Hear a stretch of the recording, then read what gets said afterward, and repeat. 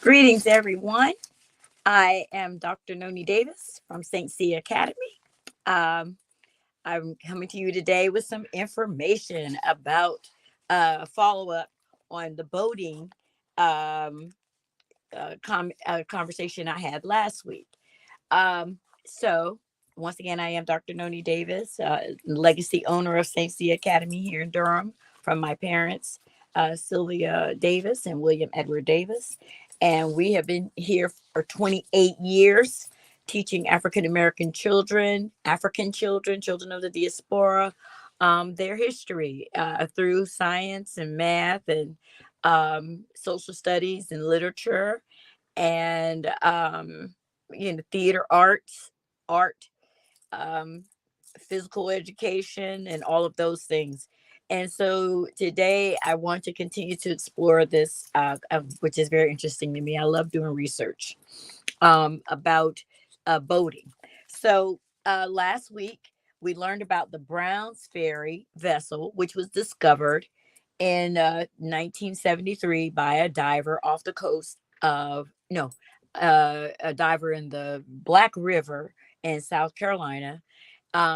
This boat or ferry was believed to have been built and constructed in the 1725 or 1730, somewhere between that time. The reason why the boat was there are two reasons why the boat was significant. First of all, it's the oldest uh, seafaring vessel, uh, uh, freight vessel. I'm trying to think. Commercial vessel is the word they use in the southeastern United States. Second of all, it was uh, 50 years older than what they believe that actual fishing, I mean, that commercial industry started. So instead of now they had to push the date back from 1700s to the late 1600s. So 1680s, 1690s, something like that. So 50 years before the original time frame. For African Americans, what is also significant is that I discussed last week, Dr.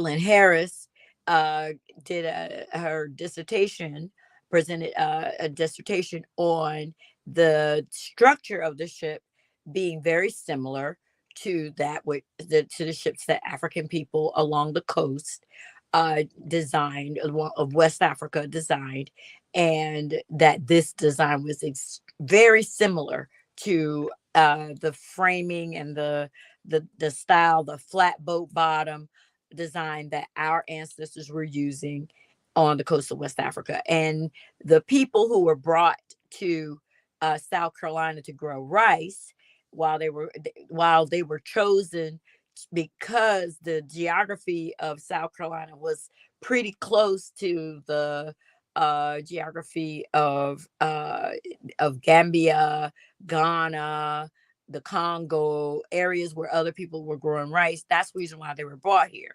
But one of the other benefits of bringing Africans here, which is like, what are we saying really benefits? But I'm thinking through the European mind. These people were also good swimmers, which we discussed last week, and they were also excellent boatsmen, which I also discussed last week.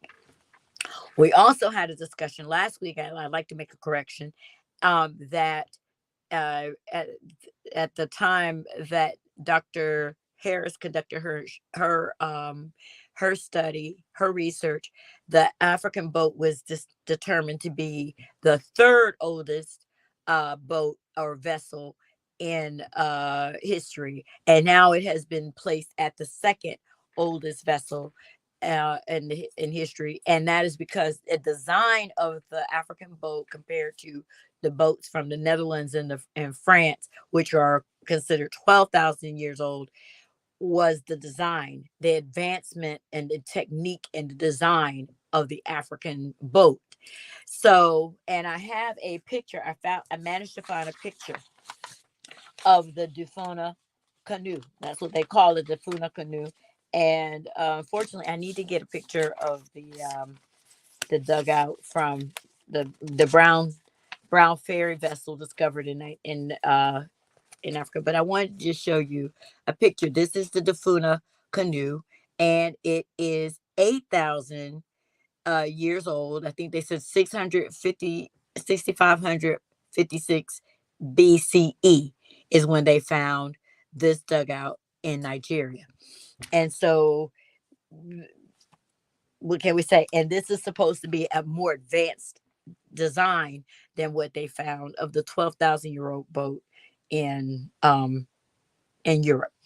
Um, with that said, I wanted to make a connection between the information that we found out about, uh, that I shared with you about the Brown Ferry boat, and extend that conversation to what we, as some of us may have heard of Abubakar II.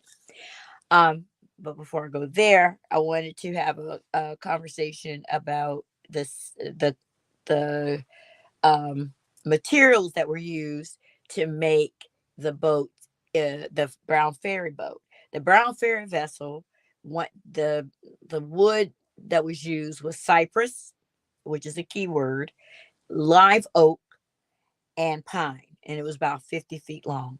And I think this last week I discussed that some of our boats were up to 80 feet long. Africans had already discovered, were already building boats that size back in the 1700s when they came in contact with Europeans. That's the European documentary. But um the frame of the African boats, not this particular one. I don't know what, I could not find for the Dafuna boat. I could not find what that boat was constructed of. But the frame of the boat, for other ancient boats, were made out of reed and cypress and papyrus. So cypress is in the papyrus. Papyrus is in the cypress family. So when we talk about reeds, that that material, that particular kind of tree, is also a tree that is used to construct reed boats.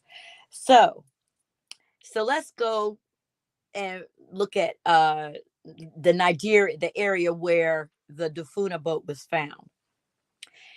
It was found in Nigeria, which is borders Lake Chad, which and Lake Chad is also bordering, let's see, Niger, Cameroon, and okay, Nigeria, Niger, Chad, and Cameroon are all border Lake Chad. Lake Chad is the fourth largest lake in Africa, in West Africa, or in Africa. I'll just put it like that. And these people in Lake Chad have been building boats for at least 7,000 years. So the 8,000-year-old boat was this dugout that was found in Nigeria. But Lake Chad, the reed boats there have dated back 7,000 years. All right. So now, at one point in time, Lake Chad was also a connection between the Nile River from Egypt and the Nile River coming through Sudan. And I don't know if you know, there's a blue Nile and a white Nile, but at any rate, at some point, Lake Chad had um, tributaries that went through were connected to both, at both ends of the Nile River.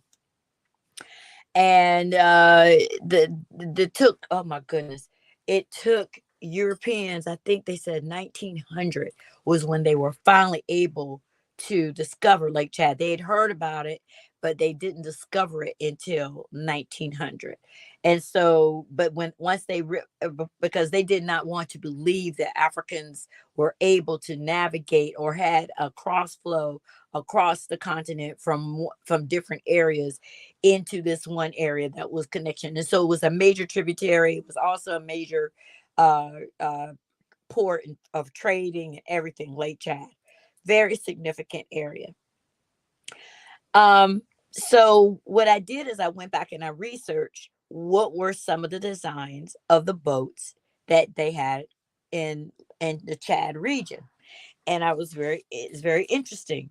So I want you to see, this is a picture of the reed boat that they have, Pirates Reed boats, Lake Chad, Africa Travel. And I want you to notice the design of the boat. It has this tip here. It's got like a banded, the sides are banded here. And this is just a regular boat, reed boat. Now, huh. So I said, okay. So, and they've been designing these boats for 7,000 years. Okay. So Abubakari the second. Last week I talked about if Africans have been designing boats for uh over 9,000 years, 8,000 years or whatever, and we think that 8,000 is the oldest boat we found. And we do have to consider that Africa is warm.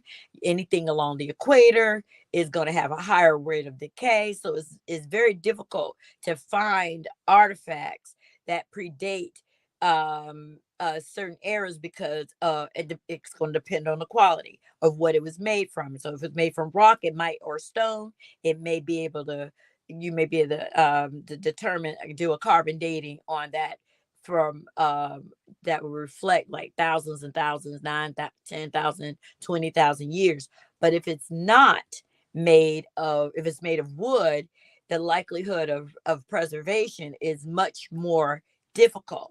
So if we said 8,000, it's very possible that it's much older than that. And even the European designers above the Dafuna boat said it's very possible, because just the way it's designed, it was more advanced than the boats that they had in Europe. Okay. So Abubakar II decided that he wanted to travel from get Mali through the Senegal River and go to the New World. He really wanted to travel and see if he could find another landmass, mostly for trade, and and expansion, probably expansion, but mostly trade. Now, this was the 1300. So we're already 1300. If we said 8,000, 1300 would be like what? That's 800 years from where we are now, 700 about. And so he wanted to design a boat.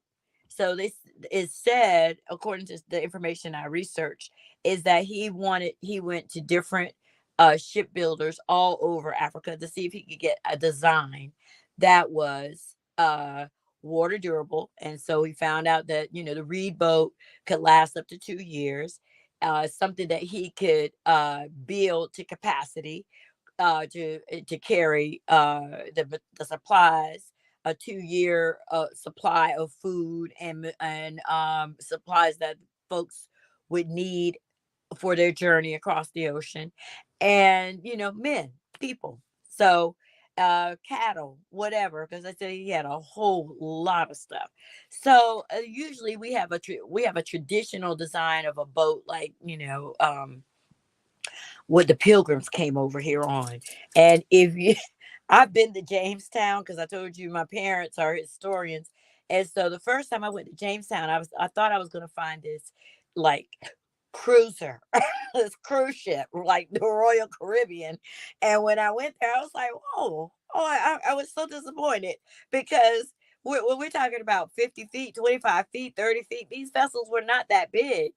It was nothing like these naval ships that we see. I mean, it was a small boat by comparison. And I wouldn't even call it a ship. I call it, maybe it's smaller than your regular ferry boat. I mean, the Nina, the Pinta, and the Santa Maria were not large ships. So we have to really if you haven't seen these ships and actually been on them, you would think that you were looking at something that was magnanimous. Now, for that particular period, maybe, but not. It was not a cruise ship. It was nothing like that. But I believe that Abubakari must have, after his research and after he looked at all the different designs, he must have decided, let me go with the Lake Chad version. And so I'm going to put these up for you. This is Abubakari II. This is the papyrus reed boat of Chad, Chad Lake. And so if you look at the peaks and you look at the binding around the ship, you can see that this is definitely engineered based on the Lake Chad version of a papyrus boat. And and papyrus is in the Cyprus, that's all in the same family, and that is aligns historically with what we have learned about the shipbuilding, not the canoes, but the shipbuilding designs of ancient Africa. So I thought, I was astonished. I had no idea. I was so elated when I found this comparison and I was able to see this. I was like, oh my God, look at the discovery. I may write a book about it. Anyway, so we know what do we know about Abubakar in a second? Abubakar, after he hired these people, he said, all right, I want 200 of these made, 200 of these ships made. And he sent over his engineers, his builders, his salespeople, his what is it, marine specialist, maritime specialist, or whatever, over uh, to the States, and he told them, or on this voyage, and not knowing what they were going to discover, and said, "Don't come back unless you reach this place."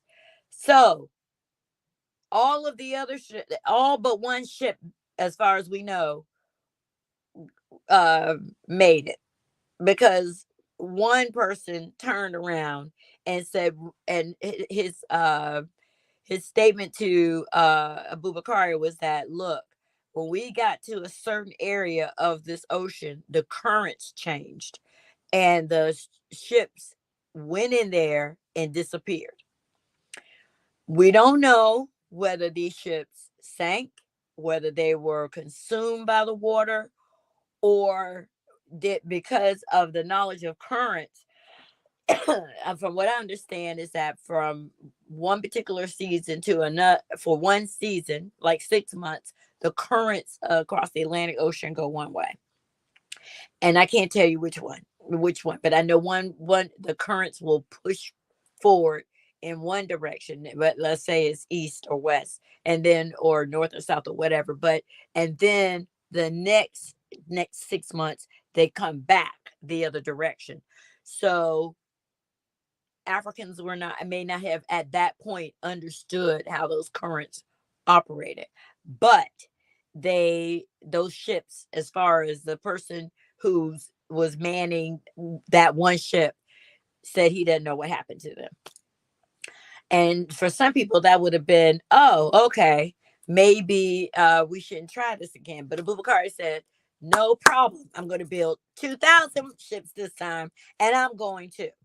So he built 2,000 ships, and in 1311, he sailed down the Senegal River, in what is in the area which is now considered Gambia, and sailed across the ocean in 1311 to the Americas. Now, there's a lot of lore behind this person because we don't know whether he made it or not. There's not necessarily any evidence as far as what we would say would be definitive evidence.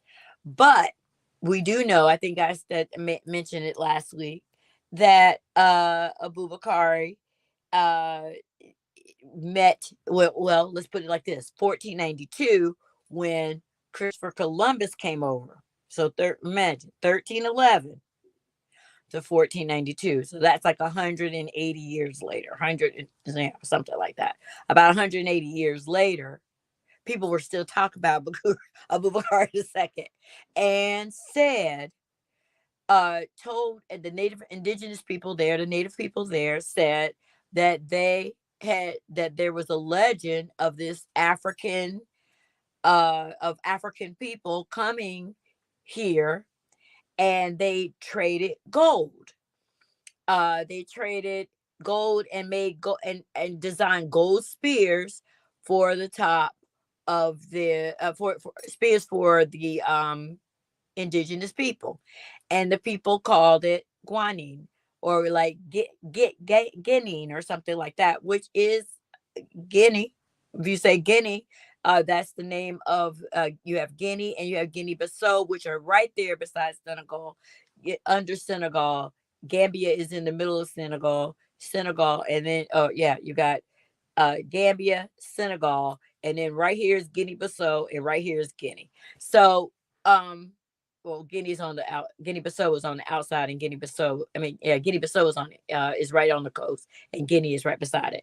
So they are, so the word gold, I mean, for gold that they use, it sounded just like the Mande language.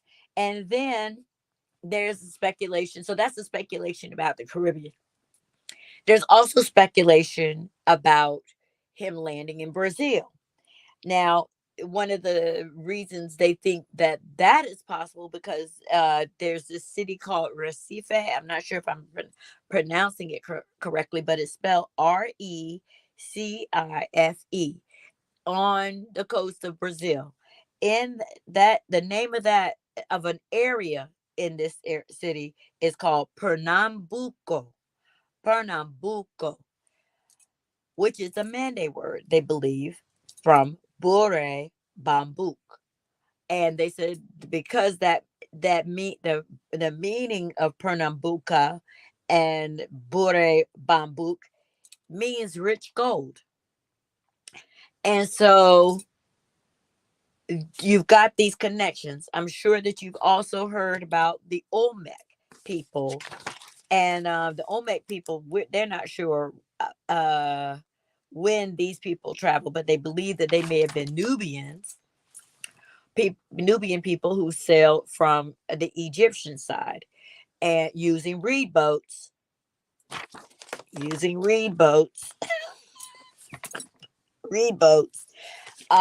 sail across, sail from down what, the Red Sea, and around Cape Town, over to uh, uh all the way around to the Americas. What else is interesting is that you have um I think I said the Olmec people.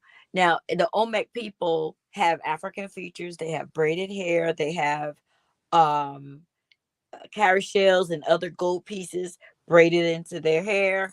To me, they look like African American football players because of the size and bulk of their bodies.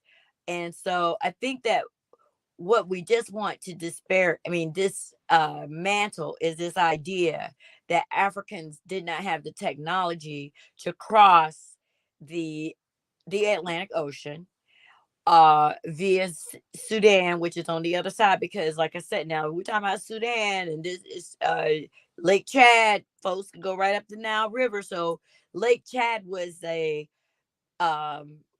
area where it seems to have mastered boat making skills.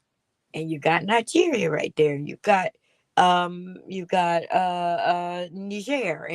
and Niger is just one little step below Sudan.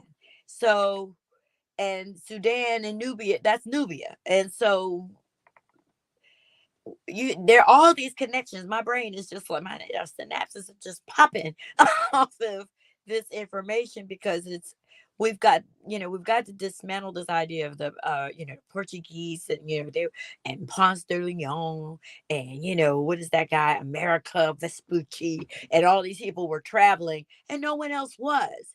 It's just not true. And so our own people were doing this as well. And because the indigenous people did not say, oh, yeah, and we were fighting with these people and they were starting wars with us, there's no evidence that people were trying to conquer people. There's no evidence that people were trying to rob people of their resources. So even when we were coming across the ocean, we brought our humanity with us. And I'm not saying that African people were perfect, because we know that's not true. but the worldview was different. So you come across the ocean to really trade. There's no evidence of making war. Now there may have been fights and and stuff, but and and I will continue to do research to find out more information about that. But if we even go beyond um 15, what is it, beyond the 1311s and 1300s, we can see that when Esteban de Rentis was a Moor who was captured in Portugal. He was enslaved in Portugal and sailed. I think he was in the 1500s. His real name was Mustafa Azamuri, and he came to with Esteban. I mean, with the Rentis, who was a Portuguese sailor, and they traveled with several ships, and they shipwrecked off the coast of what we call Mexico today. And they Esteban was one of a few people, maybe 60 people, I think, 20 something, I don't know, who survived the shipwreck, and they came ashore. And he had to battle with the indigenous people were like, who are y'all, what y'all doing here, all that stuff. But over his time, he was with the Portuguese, but in the time that he was there, instead of engaging in a lot of warfare with the indigenous people, it is said that he learned 6 of their languages, learn their ways of knowing, learn how to make medicine, learn from them how to prepare certain meals, learn from them how to survive in America. And it said that he traveled, I think, from Florida, Mexico, Arizona, New Mexico. I'm trying to think, all the way across Louisiana, Texas. I think there's a whole thing dedicated to him in Texas as the first African American or African person to arrive in Texas. So I'm not sure how many of the states, but I believe there are about 6 states that he traveled to in the 1500s. Why was he selected by the Moors? I mean, by the Portuguese.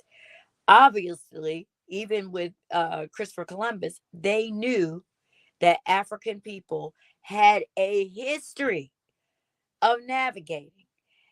Prince Henry the second, or whatever, the navigator. I'm gonna say Prince Henry the Navigator of Portugal recorded that he could see. He remembered when he was in the shipping industry. He remembered seeing Africans traveling in canoes and master seamanship, traveling in the waters along the coast of Africa. So Europeans knew we had these navigational skills. We were master boatmen, and so when we come back to South Carolina, it's very possible that we brought that same knowledge with us, um, uh, and built this space, this country, with literally with our skills, those that they knew that we had, and even the ones that they didn't know that we have, with the swimming. And I think last week I talked about we were lifeguards. So I'm going to continue down this path of learning, this path of understanding the contributions of our ancestors, be they small, be they large, because my brain is just popping with this information. I'm so excited about it, and I hope you are too. Ashe.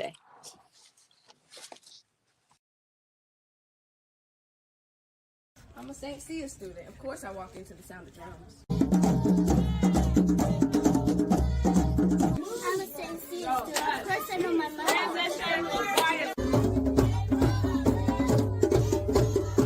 I'm a St. Cia student. Of course, I can play the drum. I'm a St. Cia student. Of course, I can work with my hands. I'm a St. Cia student.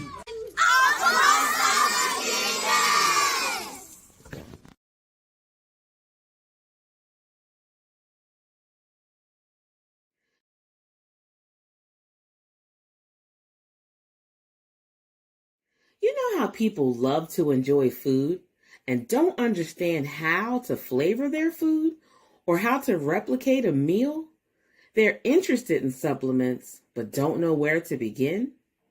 Well, what I do is I take the guesswork out of enjoying flavor and wellness with my flavorful spice blends so that they can create delicious meals with healing benefits. Can Do Spice was created to help cooks at any level enjoy healing through food. Every spice blend was designed to give added health benefits of natural herbs. Every blend is complete. There's no need to add any additional spice for a delicious meal. Saving you time and money while adding supplements to your meals can be both tasty and fun. My earliest memories in the kitchen began with my father, Kenny Can Do Bond, so it was fitting that I would name this line after him. I have always looked to natural remedies to supplement the body, and I found myself hiding herbs and minerals in foods for my family. That's when it hit me. Everyone needs Can Do Spice. Everyone should be having this. It's an exclusive brand for cooks at any level who want to create flavorful dishes with healing benefits that can satisfy the body and soul. Add a little spice to your life. Give Can Do Spice a try.